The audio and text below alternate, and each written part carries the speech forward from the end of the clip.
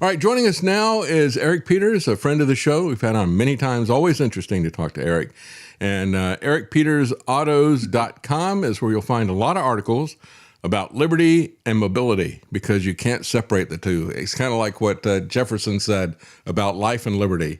The hand of force can destroy but cannot destroy them. Well, that's true of mobility as well as liberty as well. So thank you for joining us, Eric. Oh, thank you, Dave. I always have a good time coming on your show. I always enjoy it. Yes, let's talk about you've got several articles about what's going on with this war.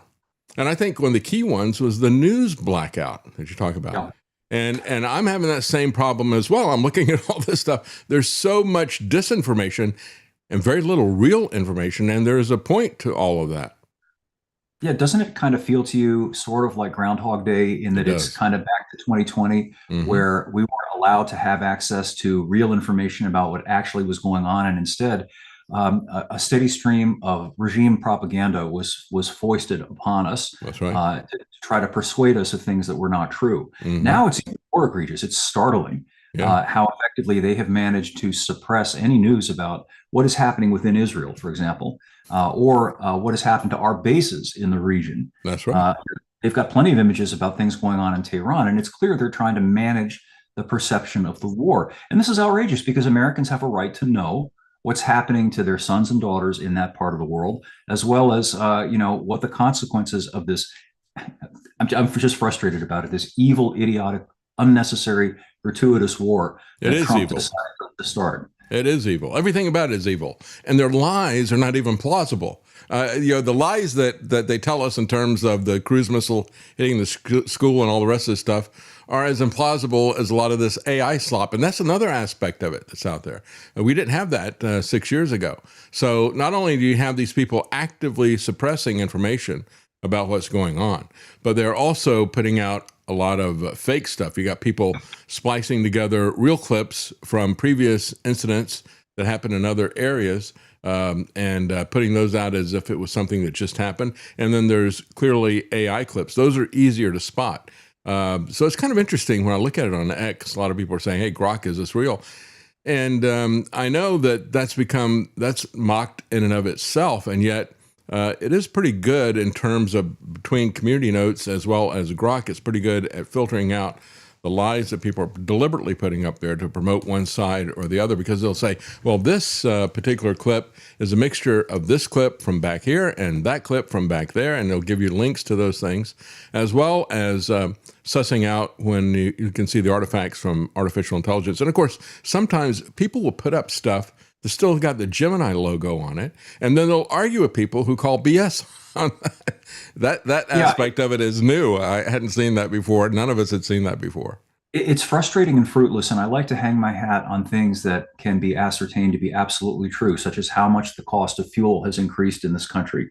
That's an obvious consequence. Right. Gasoline on average is 50 to 60 cents higher now than it was just 10 days ago. And I think the more relevant, the more important aspect of this, it's really not being talked about that much, is the effect upon diesel fuel prices. Yes, even more so. Diesel, it's now up over $5 a gallon in most parts of the country.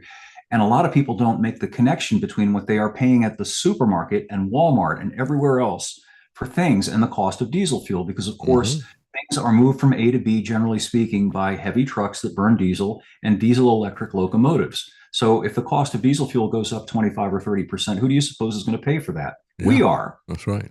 And we have all these hidden costs. Going back to the OPEC embargo, which I know you remember as well as I do, and who could forget it? And, when you have a shock to the system at the energy price level, it percolates through everything, just like a value-added tax. Every stage it gets added there, especially because of the transportation of goods and services. And diesel is a big part of that. And diesel has gone up more than the gasoline at the pump. And I think there might be a reason for that. Might be some kind of manipulation that we're seeing there. But you point out that it's so hard to find out what is happening in Iran. We have some people like Colonel McGregor. We have Scott Ritter, who are talking about the damage that's been done to radar systems that control the THAAD and Patriot missiles. But, they have sources, and, we can't verify that. Of course, that's the part of that is the fog of war that you're always going to see. But a big part of it is that they're always blowing smoke at us as well. When they do Yeah, that. left and right. That's right. In this case, the right is particularly egregious, but predictably so. The thing that's astonishing is the so-called left, which Hmm. at one time at least posed as being anti-war. Yeah. It was the left that aggressively reported about what was going on in Vietnam, for example. Dan Rather on the ground, looking at Yeah. what was happening over there, and helped to generate public outrage about what was going on over there. Now the left is as bad as the right. That's They're right. both the captive poodles of the same interests that are keeping us from knowing what's going on, so as to try to render us powerless to really intelligently come to any conclusion about what's happening and then to do something about it. And then the absurd lies. I mention this every time I talk to somebody about Mike Johnson saying, well, they attacked us. They shot at 3 of our embassies. And it's like, well, when that happened after you attacked their entire country. It's incredible, the lies that they push out there. But you were talking about the fact you can't assess how much damage is being done to Iran or especially to Israel. They have put out a complete news blackout in Israel to see what is happening with the missiles coming in. Yeah, and it's being respected by the U.S. media, which tells you something. Yeah. After all, don't we have a right, irrespective of what the state of Israel and the government of Israel say? I think we have a right to know what's happening in this situation, and yet, we're being prevented from having that knowledge. It's infuriating. The whole thing is infuriating on so many levels. It's hard. Yeah, but look at how this has been shaking out over a period of time. I mean, we went through this as everybody was pushing back against the atrocities in Gaza. You had the Zionist lobby push very actively to get any of that protest against what that foreign government was doing, to call that racism, anti-Semitism, and to censor it as hate speech.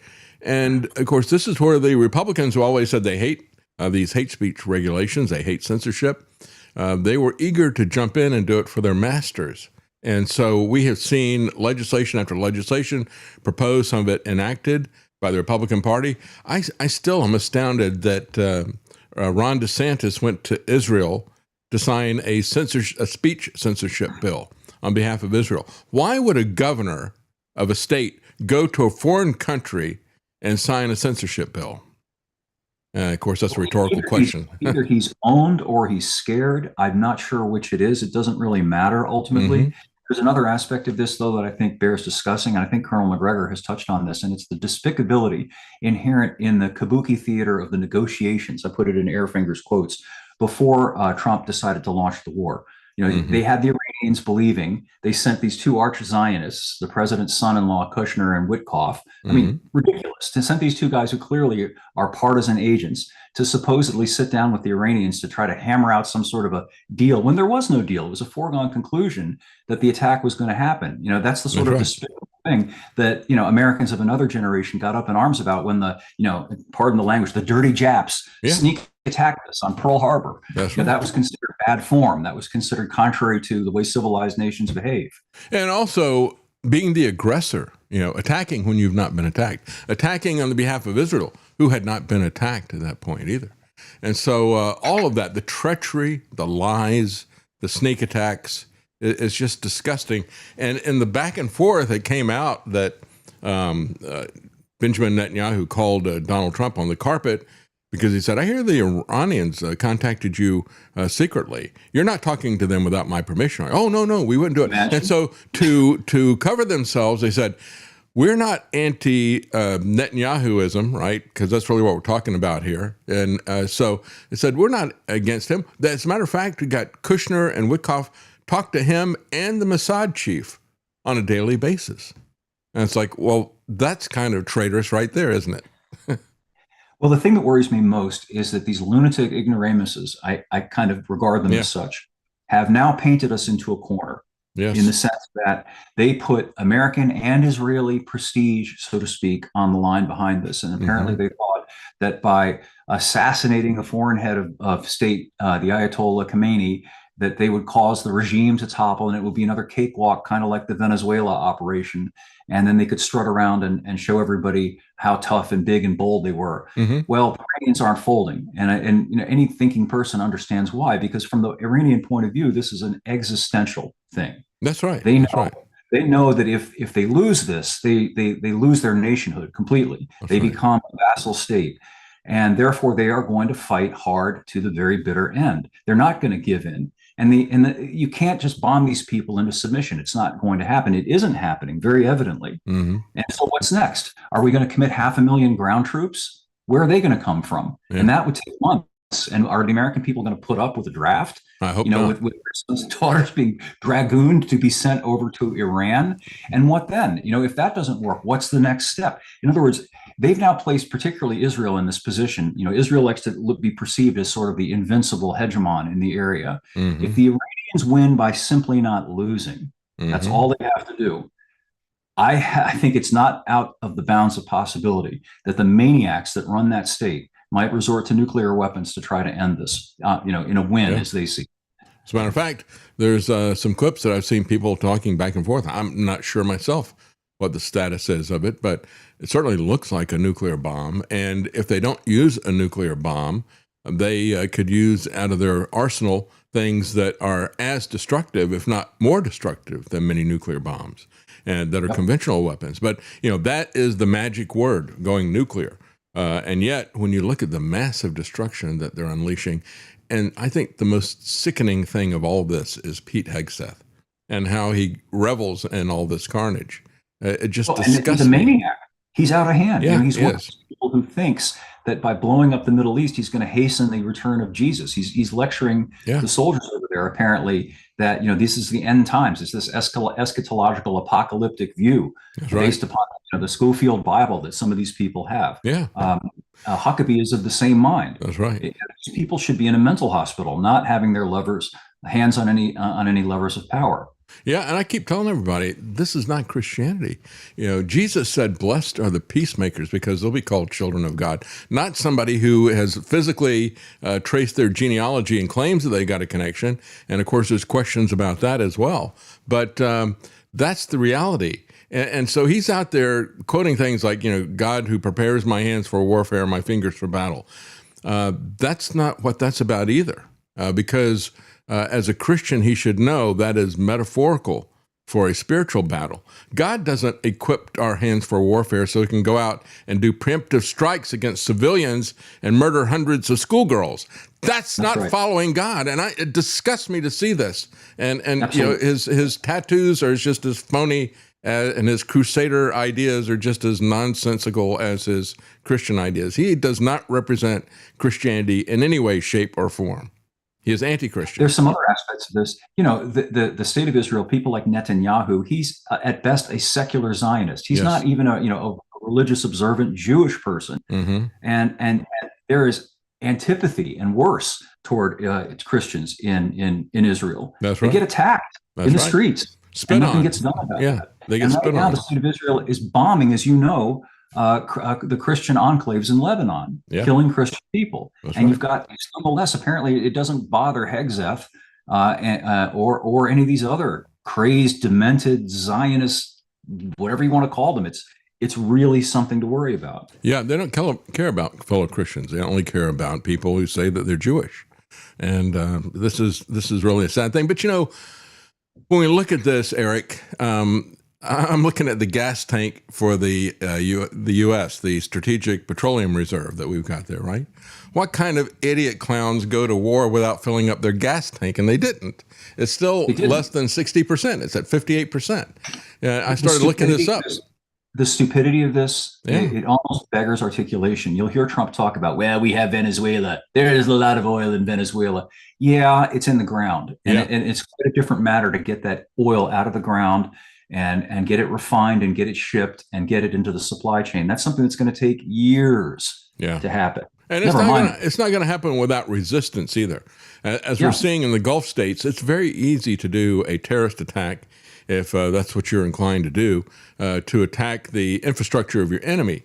If they regard the United States as a bully and as an enemy, there's a lot of people, they could take it out on the infrastructure that's there, and you may not be able to get any of that stuff out. But you also had Lindsey Graham prattling around talking about how we're going to get rich, we're going to control over a third of the world's oil between Venezuela and Iran. You may not have any of it.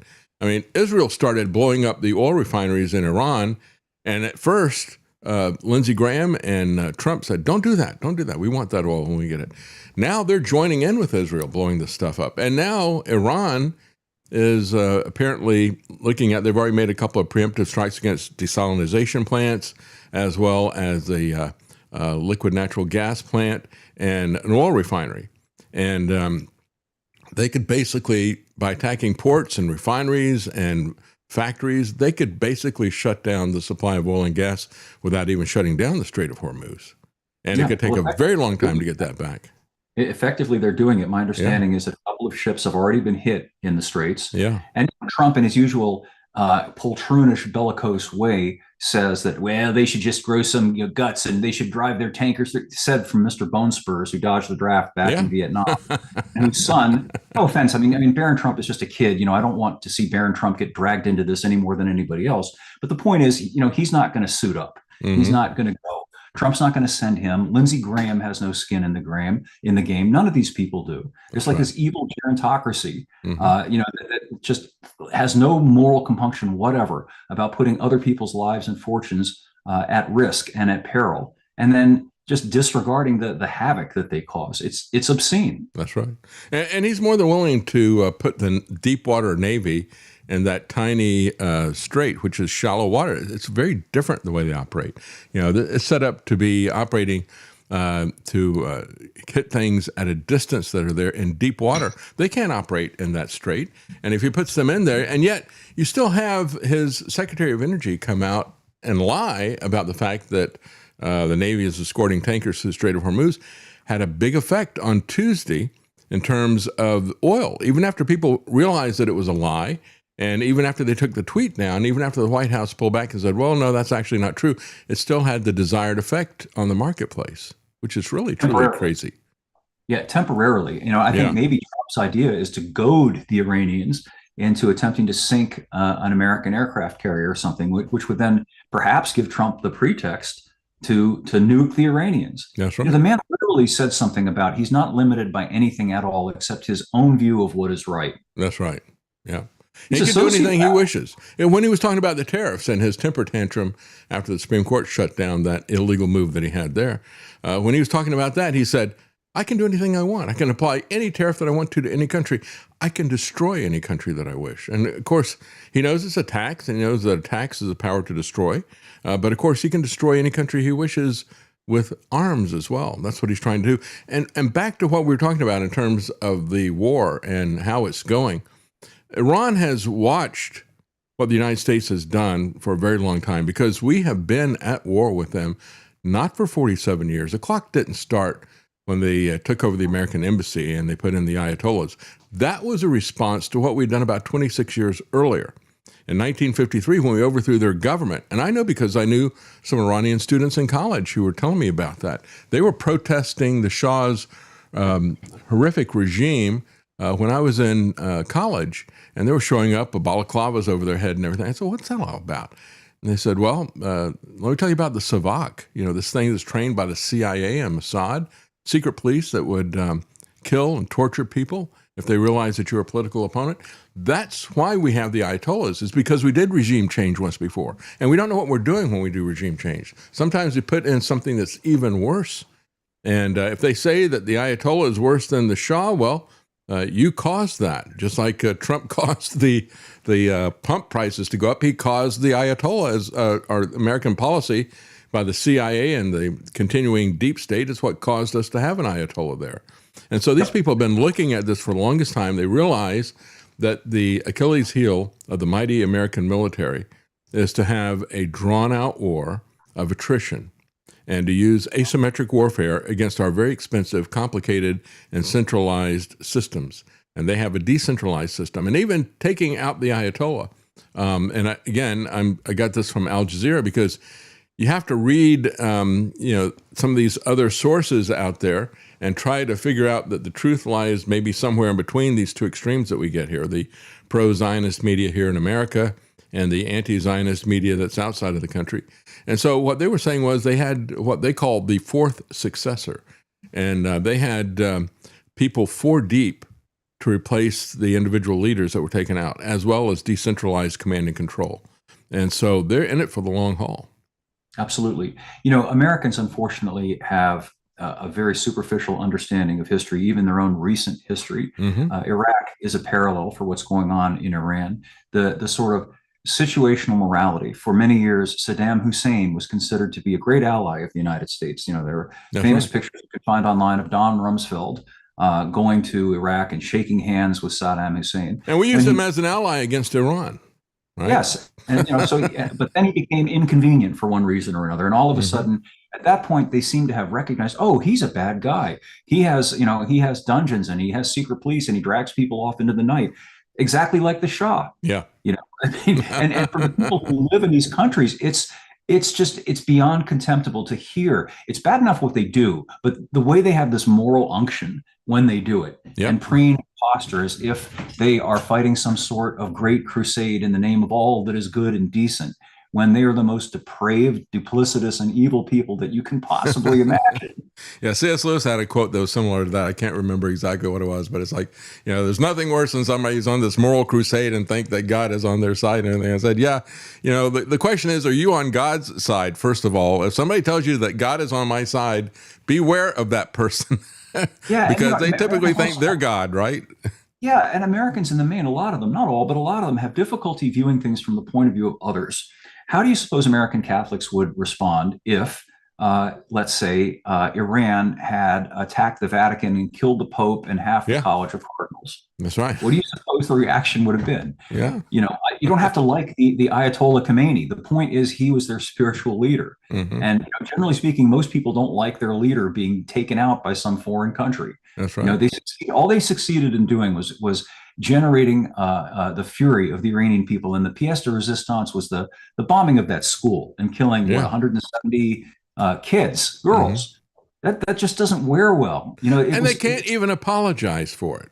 yes, Senator Kennedy apologized for it. John Kennedy out of Louisiana, he apologized for it. They can't have the decency to say, "I'm sorry, we made a mistake." That's not the right. type of thing we do. Instead, you've got Pete Hegseth. We're going to kill everybody. We're going to rain death and destruction from the skies. How more disgusting can you get? It's just We'll beyond probably belief. find out in the next 24 hours. That's You know, just when right. you think they've scraped the bottom of the barrel turns out to be even deeper. That's right. Well, you're talking about killing the Pope or whatever, that killing the Islamic Pope.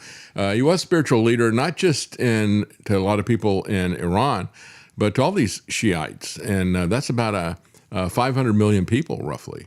And Yep. so that's not limited to Iran. And so the war is not going to be limited to Iran either.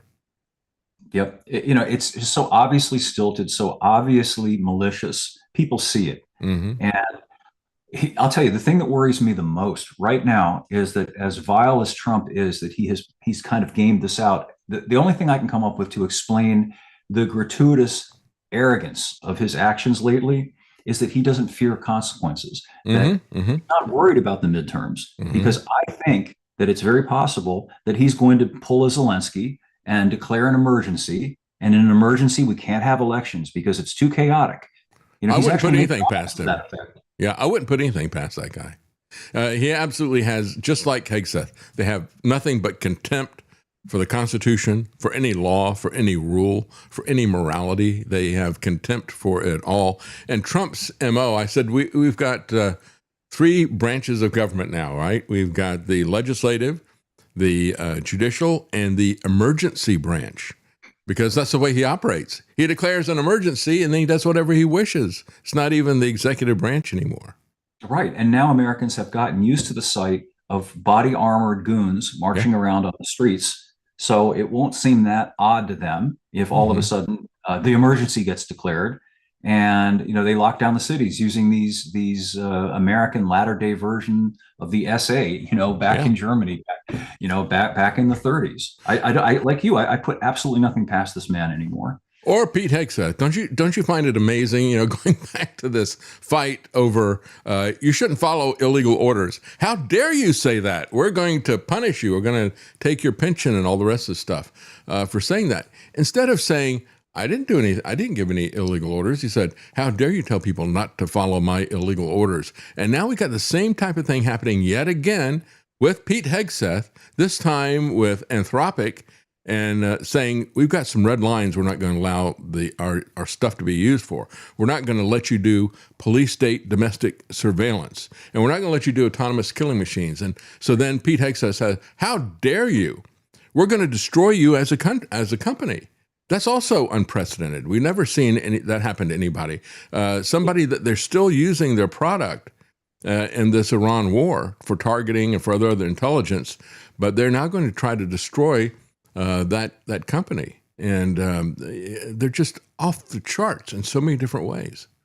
There's also a matter of historical amnesia here, in the sense that it was literally considered to be a war crime to claim that you are only following orders. The Nuremberg Code did not excuse what was done by the individual soldiers and the chain of command down the line, when they claimed, well, the legitimate government of the state ordered me to load people into boxcars. It ordered me to shoot these people. I was only following orders. That was not considered a legitimate defense. Even though the orders were technically legal, they were still considered immoral.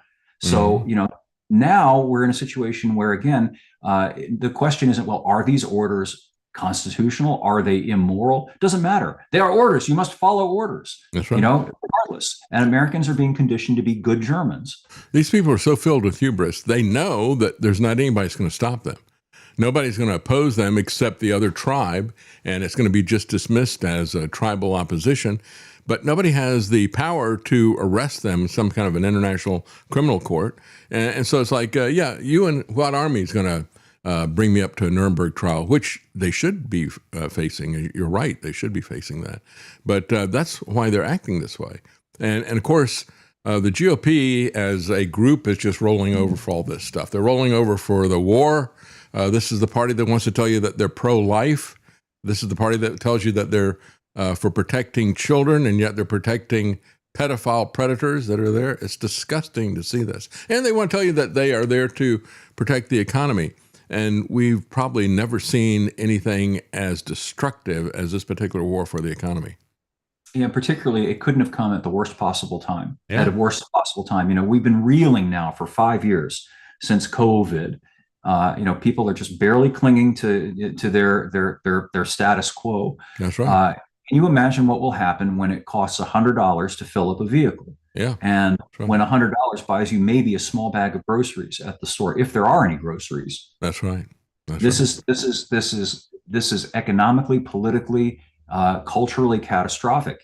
People, when they are pressed into desperate situations, are going to begin to behave desperately. And then it's game on. And who wants that? Nobody. Apparently, only people who want that are Trump and his sycophantic apologists. Yeah, he's a one-man tool of chaos. And I think that was his purpose of being put in. I call him a one-man fourth turning, war and depression, right? And he wants to take us back to the last fourth turning of World War II and the Great Depression.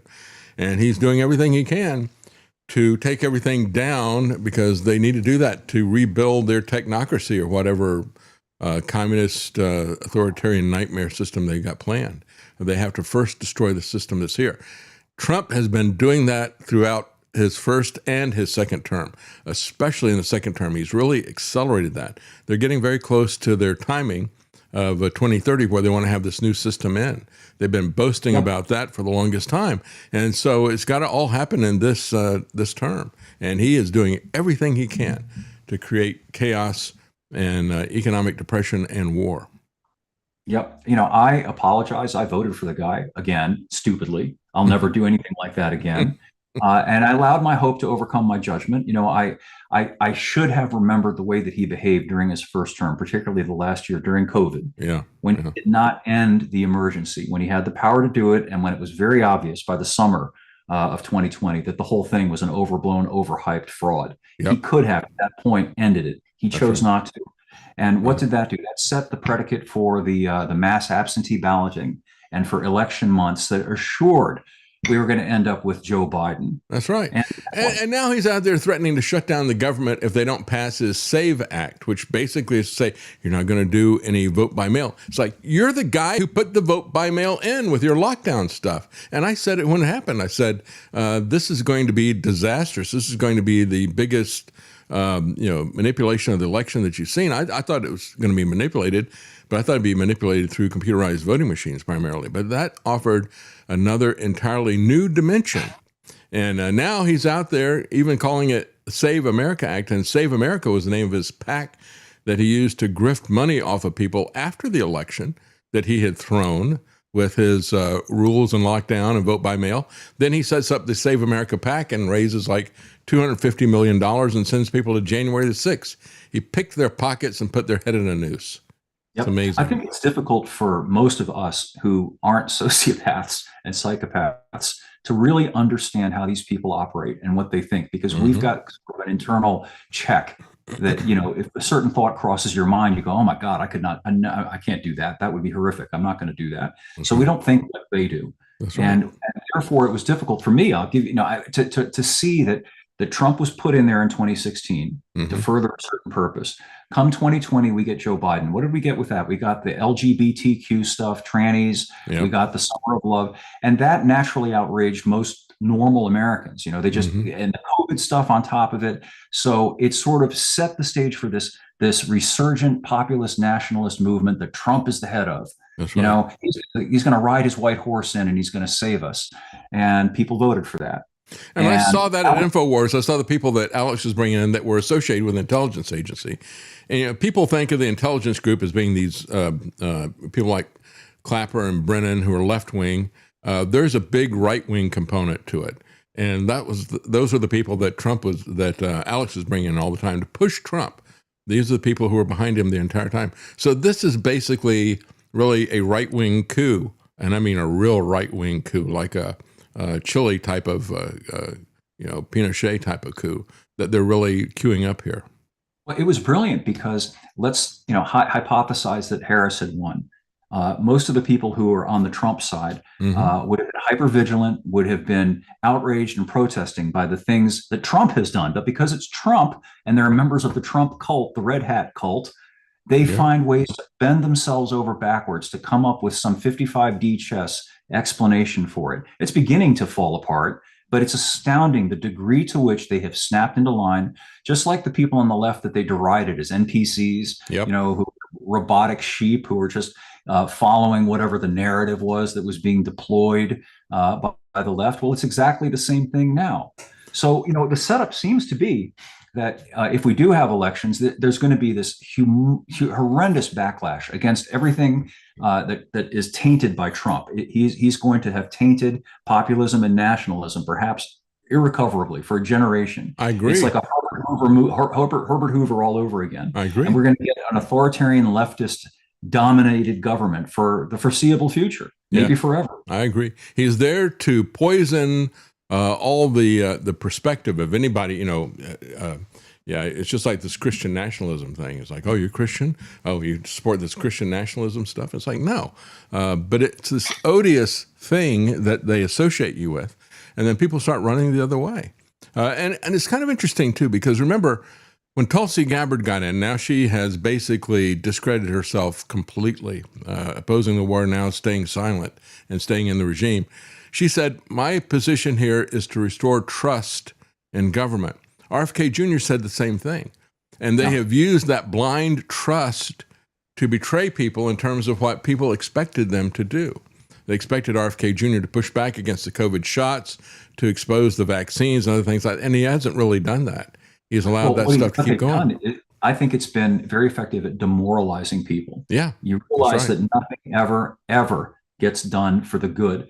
This Epstein thing, the reason it never goes anywhere is because both parties they're all involved in this. That's right. They have a common interest in suppressing what was going on. They have a common interest in making sure that nobody is ever held accountable. Not Bill Gates, not Dr. Fauci, whatever happened to any of that. These COVID girls, these people who visited unprecedented harm on the American people. Nothing happens to them. You or I, we drive by a cop not wearing a seatbelt. And we'll get, we'll feel the full force and effect of the law, even though we've harmed absolutely nobody. But, you can harm hundreds of millions of people if you're Albert Bourla or Dr. Fauci, and nothing happens. And meanwhile, they co-opt people like RFK Jr. and Gabbard. People think, oh, they're going to do something for good. And maybe they've done a little bit of good here and there. But at the end of the day, they got played also. And they just look like fools that got bamboozled again, by the orange man. It's appalling. Boy, you're talking about getting pulled over for minor traffic violations. We just had it was exposed that there was the State Highway Patrol had some quotas, evidently, and you had certain officers who were very aggressively charging people with drunk driving. And I saw that. yeah, one guy, like 50 some odd people from one trooper, and half of them were not drinking at all. They were completely sober, but he charged them with drunk driving. So yeah, this is the kind of stuff that we get when they put out quotas with this kind of stuff. You get what we saw with ICE in Minnesota, and you also see what Scott Ritter said was he said they go in on this strike against Iran, and they've got quotas in terms of the number of places that they want to hit, which means that they're not really careful about what they're targeting, right? And so you wind up with a situation like we did at the girls' school. That is the way all this stuff is being managed. But let's talk a little bit about cars. Absolutely. You've got an interesting article there, Braking for a Bag. Tell people what you're talking about there. Yeah, an interesting story surfaced the other day about a guy who was driving his SUV with something called automated emergency braking, which most new cars have now. And essentially, the system confused a plastic bag that was tumbleweeding across the highway with some kind of an object. And the system is designed to slam on the brakes, in the event that it thinks that the car should brake and the driver hasn't braked. Of course, on a highway, when that happens for no apparent reason, it tends to result in somebody rear-ending you. Yeah. That's just the nature of the thing. Yeah. And this AEB thing, the really pernicious thing about it is that the federal government has mandated that come 2029, all new vehicles have to have this technology. Wow. Their argument is that, well, we'll save lives, because inadvertent people who aren't paying attention to what's going on in front of them, the car will brake for them. The problem with it is, of course, that you have situations like this, inadvertent braking, that are in and of themselves a danger. I've had it happen to me. The federal government has registered thousands of incidents of this. A couple of years ago, I was driving a Toyota Prius, and I was the only car on the road. Nobody was around me. And all of a sudden, the car just slammed to a stop. I guess it saw a ghost or something. Because they always use the word smart when they talk about these technologies. So they're not smart. It's just programmed. Yeah. You and I are smart in the sense that we can perceive things with our eyes. And then this wonderful biological computer that we have called a brain can then filter and interpret the information. And we can immediately say, well, that's just a plastic bag. Yeah. It's not a child. It's not a deer. It's not anything I need to hit the brakes for. I'm just going to keep on driving. These dumb systems that rely on a camera find distinction. Yeah. So, right. That's one of the it was hallucinating, I guess. Yeah. But yeah, you remember a few years ago when they had, I think it was an Uber self-driving thing, and they had fully autonomous driving because they had somebody behind the wheel, and it ran over that lady who was homeless who was crossing the street with a shopping cart or something.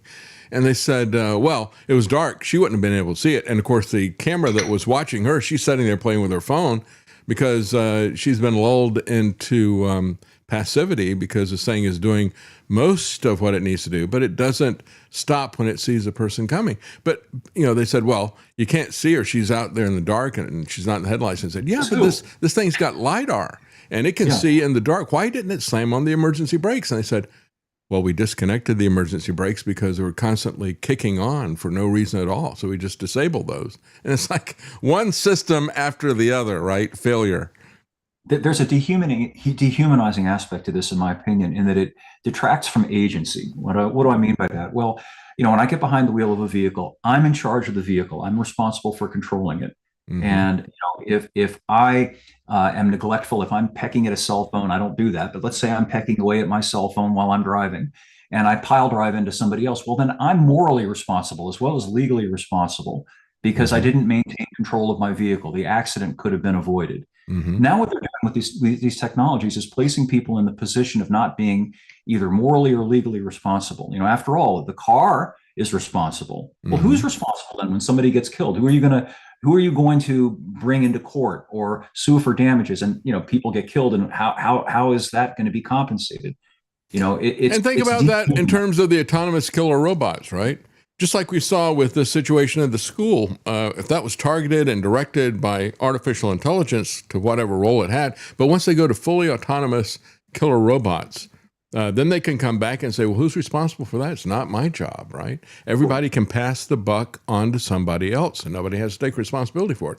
And that's another huge reason not to have these things, because it allows people to avoid any responsibility, so it allows them to be a lot more reckless and careless with what they're doing. Yeah, and there's another aspect of this I think people should be aware of, which I worry about. It is that once these things are a federally required safety feature, which they will be in 2029, which is less than 3 model years away from now, they will probably come up with the argument that a vehicle that does not have it, older vehicles, constitute a threat and a hazard. They'll say, well, if every vehicle on the road had this automated emergency braking, then they all sort of follow each other in a correct conga line. And if this car braked, then that car would brake, and they would all be in communication through V2V technology, and we wouldn't have any problems, and we'd reduce the fatality rate. It will help improve safety. And then they'll say the only way that you can continue to operate a vehicle that does not have that technology on government roads, they call them public roads, they're the government's roads, will be if you retrofit it. The problem is that that's not feasible to do from a technological or economic point of view with older vehicles. You just, I suppose, could do it if you had limitless amounts of money and completely re-engineer the car, but it's not like adding a third brake light, let's say. It's an extraordinarily complicated piece of technology. And I see this as another way, there's so many of these pincers that are moving to shut us out of cars, that this is a way for them to effectively outlaw pretty much every vehicle that was made before roughly 2015 or so, when this technology started to come online. That's right. It is very much like a singularity where you have all these different regulatory threads, as you point out. It's like some kind of a spider's web. It's all coming together to control every single aspect of our life and to make everything illegal. I think they're just kind of waiting for the older ones of us to die out. I saw this when we were in Virginia trying to cover an event at one point in time, and we were having difficulty seeing this thing. So we thought, well, what we're trying to cover. So I thought, let's get a boat and we can get a different perspective on it. So we go to get a boat, and you had to have a license in Virginia to drive a boat. And I said, I've been driving a boat since I was 8 years old. And they said, well, you're old enough that you're grandfathered in. So it's like anybody that was over 50 or something like that, they didn't require them to have a license. But if you were under 50, you had to have a license. And we're starting to see this with smoking cigarettes, for example. I think it was New Zealand or Australia. One of them made it illegal for anybody to ever smoke a cigarette if you were born after a certain date. And so this is a kind of insanity. They're just gradually ratcheting everything down into a slave state.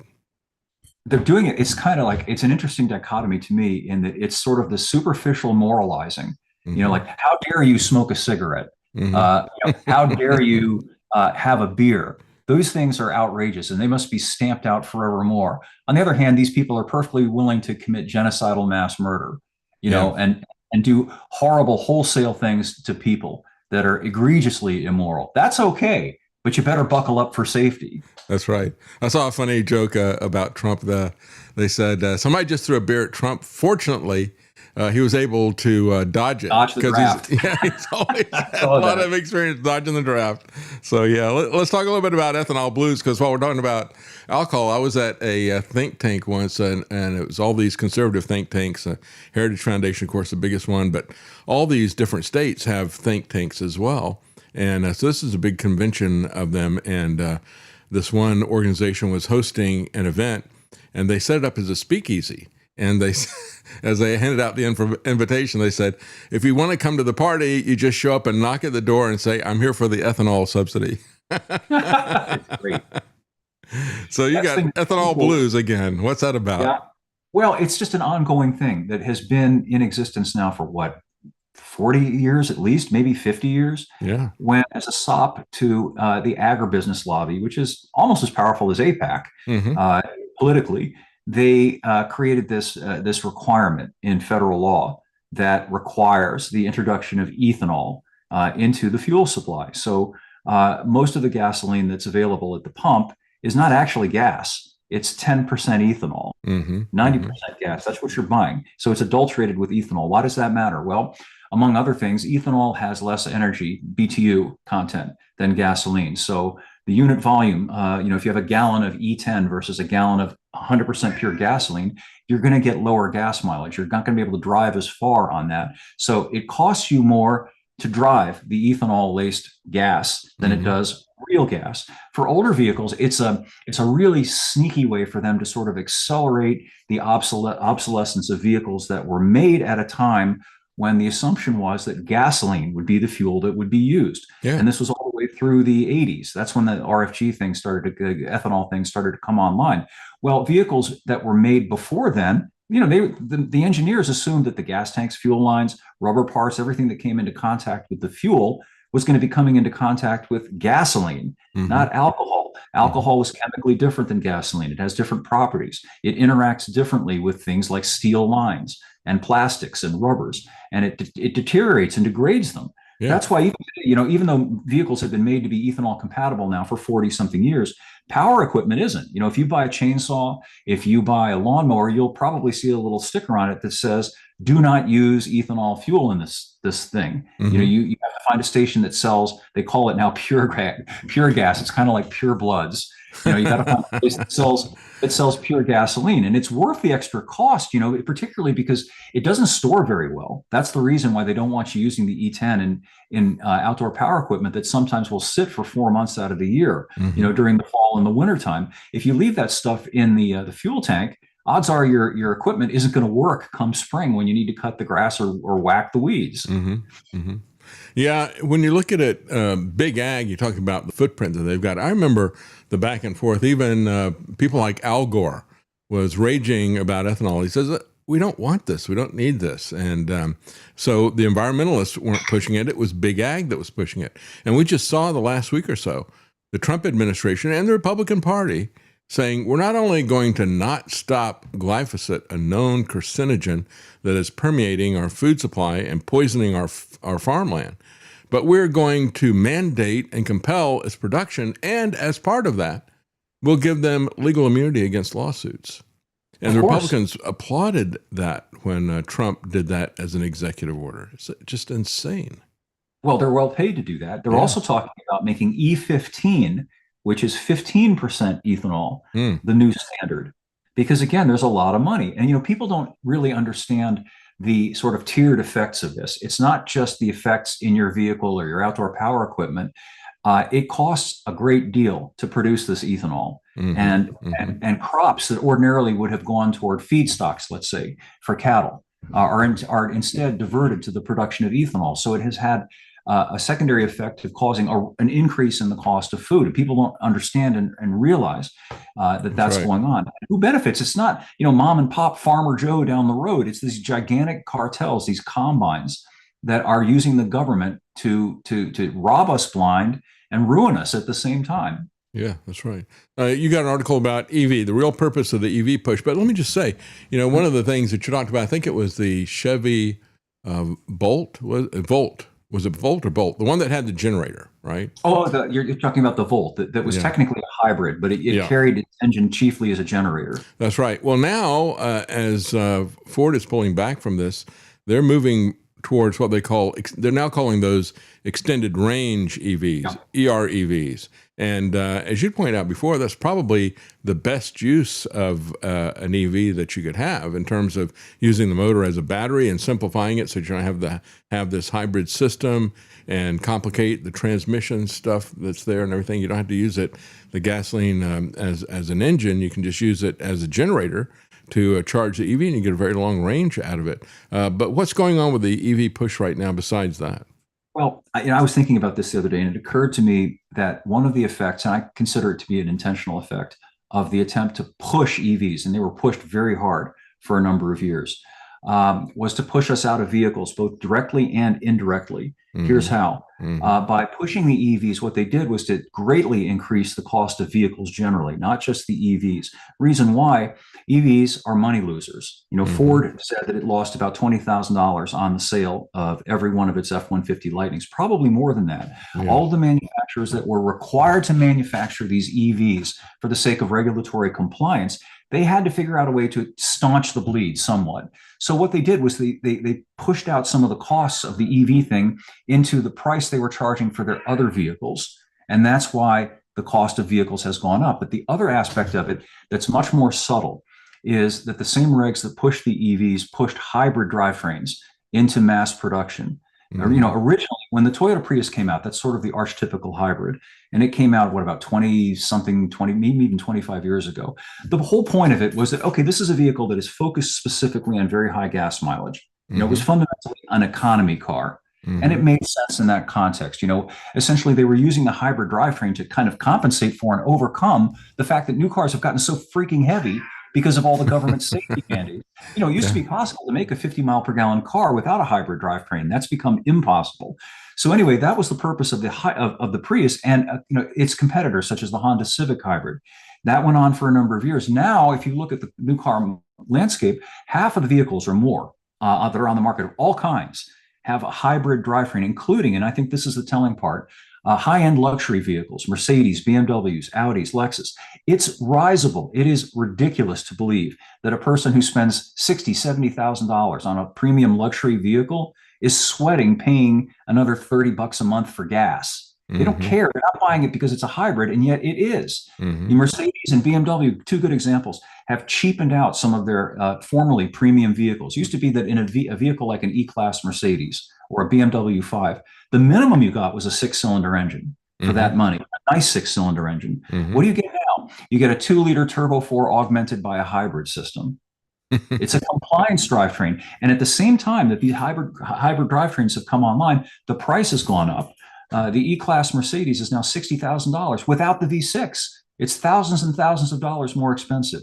If you look at the current Dodge Charger, that was an electric car until they realized that wasn't going to sell, and they put their new 6-cylinder engine in with a hybrid drivetrain, much more expensive than the previous Charger with just an engine. And you look at any vehicle you choose to pick that has a hybrid drivetrain and compare its costs now versus what it cost just a couple of years ago, 2 or 3 years ago, without the hybrid, and it's many thousands of dollars more expensive. I've just been test driving the Toyota Grand Highlander. As recently as 2022, that car came with the V6, Toyota's excellent 3.5-liter V6. It now comes with a 2.4-liter turbocharged engine, hybrid augmentation, and all of that, and it's $7,000 more than it was just 3 years ago. And these are these subtle costs that are being imposed on us. And who can afford? It's ridiculous to believe that working and middle income people are going to be able to pay $50,000, $60,000, $70,000 for a basic family kind of a car. So what can you conclude from that? You can conclude they're trying to make it so that regular, working and middle income people can no longer afford to drive. That's the agenda. Absolutely it. Yeah, absolutely it. They did everything they could to incentivize the EVs. And now, as you see, and as you and I talked about this for the longest time, we said, well, we know what's going to happen. They're giving them preferential treatment. They're subsidizing them. They're banning other cars from these low emission zones. You can only go in there if you've got a electric vehicle. Now they're coming after the electric vehicles. Now they're taxing them by the mile and doing other things like that. We know that that's the way they want to go because then that requires that they track you all the time, right? So many aspects of this. But the bottom line is they don't want you to have mobility because mobility leads to liberty. Just like that was our lifeline during COVID stuff was the car. And it was. they want to You take can that imagine away. how much more effective the lockdowns would have been if the majority of the cars that were in circulation, if they could have, thrown the proverbial switch, let's say, and simply disabled the vehicles remotely, the lockdowns would have been a whole lot more effective. I certainly wouldn't have been able to do what I did, which was to jump in my truck and have a look at what was going on out in the real world. I would drive by the local regional hospital just to see whether, the bodies were stacking up and the lines were forming outside. And then I did videos and reported that. And of course, I got demonetized on YouTube for doing that. Oh yeah. But I was able to do it. I live out in the country. If I had been stuck with a connected vehicle, an EV, and they just shut it off, what am I going to do? I'm going to bicycle to 30 miles into the city to see what's going on? That's Probably right. not. Yeah, and with all the electronics in it, they can very easily geofence you out of any area that they want, or keep you in the areas that they want to keep you in. Let's go down memory lane because it's one of the things I love about ericpetersauto.com. The fact that you go back and look at some of the things that we have grown up with, and you've got an article talking about the things that are no longer seen. Talk about a little bit of those, yeah. Yeah, I think it's That's fun, fun. just generationally. guys our age, if you went to a car show when we were kids, let's say, Hmm. and you looked at a Model T Ford and you saw all these strange things in the car. What's this little lever on the steering column do? What is that? And the Yeah. pedals look weird. And you had to have an old timer come along and explain to you, what these things did and how the car worked. Well, you and I are familiar with things like, my old muscle car that I have out in the garage, my '76 Pontiac Trans Am. It's got this little floor mounted dimmer switch. Show it to a 20 Yeah. year 24 and see if they know what that is. That's gone. You don't see that anymore. That's Well, right. time progresses. And I kind of thought, well, okay, imagine 30 years from now if we still have car shows and people are looking at vehicles from this time, 30 years from now, and they're going to see things like these weird little rectangular things. What is that for? What do you do with that? And we'll have to explain, yeah, there was a time, when we plugged in our devices into these things. So that was just one example. There are a number of others. People who are too young to have remembered the '90s. You remember when they had those seat belts that buckled you in when you opened the door? Oh, I had a car that had the Volkswagen Rabbit that I had did that. It had a knee bar to keep you from getting hung, I guess. If you submarine under the seatbelt, but the seatbelt was actually plugged into the door. So when you open it up, it would pull it out and you could just slide out. And I remember taking Karen's grandmother in it, and it would fluster her to know. No, she didn't know how to get out of it. She's trying to pull herself up and around it. She'd always wrap herself up in the seatbelt, and I'd have to go around and detach it from the door to get her out. It was kind of crazy. Yeah. Yep, those have been out of production now since I think the late '90s, early 2000s. I can't remember when they were last available new, but so it's been 25 years. Hmm. So somebody who's 25 today will probably have absolutely no memory of those kinds of things. So when they see One of it, the things you wow, mentioned is opera windows. that's it. There's another one. That was a strange thing when it was done, an opera window. But I guess Well, they maybe, went the way we used to have these things called personal luxury coupes. yeah. Models like the old Chevy Monte Carlo, Hmm. and the infamous Chrysler Cordoba. That Ricardo Montalban did in those commercials. And actually, they were neat cars. They were big cars, but they had two doors. You don't see that very often anymore. And they had fine Corinthian leather, whatever that was. Fine Right? Corinthian leather, and one of the features that they used back then to signify that you were driving something luxurious was the opera window, which was this round piece of glass, fixed glass. It didn't Hmm. open. That was on the rear C-pillar of the car. Before the area where the rear glass is that supports the roof. And it was just Hmm. considered very stylish, very chic. You never Hmm. see that sort of thing anymore. It's gone the way of T-tops too. You never see T-tops anymore. That's right. And of course, I think of opera windows. I think of American Graffiti and that Thunderbird that I think it was Suzanne Summers was in that movie. But the other thing you don't see, which is kind of in your picture here, and that is the fake vinyl roofs that are there. And in the Yep. picture that you've got here, it's like a 1/4 vinyl roof. It was chic to make it look like you had a convertible, even if you didn't have a convertible. And now when we talk about, and drive around, we have a convertible. We put the top down, and when I see another convertible, I look over, and invariably it's some old geezer like me that's driving it. I know it's quite something. Now, the thing I bemoan the most is that, we no longer have genuine luxury cars. There was once a distinction between a luxury car and a sports car. And then because everybody decided they had to be BMW, this began in the '80s and then mid-late '80s. Hmm. BMW was considered sort of had to be the Euro cachet thing. Everybody wanted to be like BMW. And instead of having like really comfortable 3-across bench seats, for example, and a Hmm. column shifter and a ride that was designed to be plush, you're not in a hurry. You're wanting a comfortable, smooth riding car. Now we all have luxury sport cars with these cinch-you-in bucket seats. And I like sporty cars. The point is, everything doesn't have to be sporty. That's Now right. Yeah. minivans are sporty. It's absurd. They all ride on 18, 19-inch wheels, and they have rough rides. Those who are they're people who have never had the chance to ride in a big land yacht American car from the '70s are really missing out on something. There used to be a really profound difference in the way you felt when you were driving something like a Cadillac Sedan DeVille or an Olds 98 and something like my Trans Am. I mean, there was a big, big difference. Now, they pretty much all drive the same, irrespective of the make, model, type of car. They're all pretty much the same. Yeah, I remember my dad had a big Cadillac Sedan DeVille, and my car was a little Triumph Spitfire. And to go from one to the other would really kind of rip your head off. If we're in this, like you said, this gigantic, smooth riding, bench seat and everything is like a mobile living room. And then you go from that to this little tiny rattling thing that's looking like you can drive underneath the truck that's right next to you. It truly was amazing. Yeah, those are the days, weren't they? Yeah. Yeah, they were. And I think it's a shame that there was this concerted effort, a marketing effort to kind of make fun of, the old man's car, the sedan DeVille with the white walls and the wire hubcaps.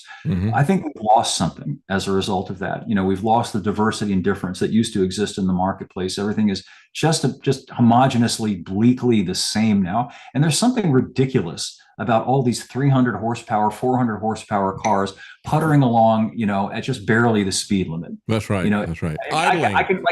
I can deal with it when I roll up behind somebody who's driving, say, an old Volkswagen Beetle, because I used to have one. I know the car's struggling to keep up. It's having a tough time keeping up at 65 or 70 miles an hour. But it's just obnoxious to have to come up behind some guy, driving 47 and a 55, and he's driving his truck with, a 400 horsepower V8.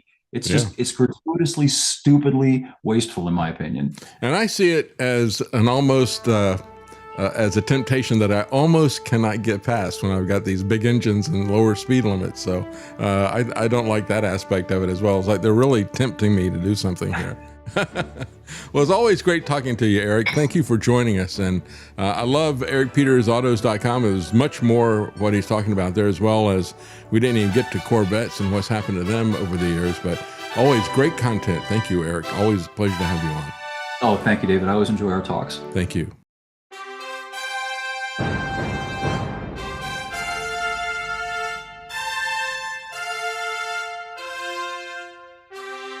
The common man. They created Common Core to dumb down our children. They created Common Pass to track and control us. Their Commons Project to make sure the commoners own nothing. And the communist future. They see the common man as simple, unsophisticated, ordinary. But each of us has worth and dignity, created in the image of God. That is what we have in common. That is what they want to take away. Their most powerful weapons are isolation, deception, intimidation. They desire to know everything about us while they hide everything from us. It's time to turn that around and expose what they want to hide. Please share the information and links you'll find at davidknightshow.com. Thank you for listening. Thank you for sharing.